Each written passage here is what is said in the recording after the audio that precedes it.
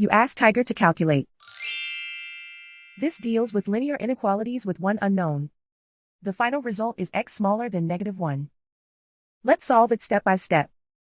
Swap sides.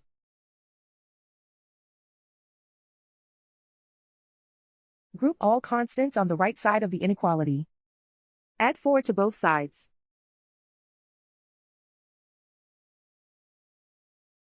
Group like terms.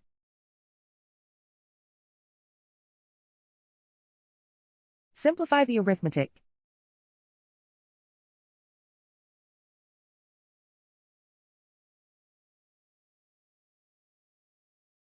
Isolate the x.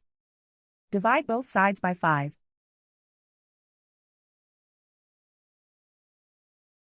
Simplify the fraction.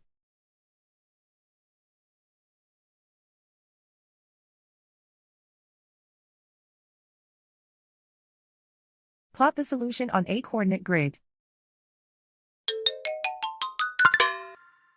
And so the final result is x smaller than -1.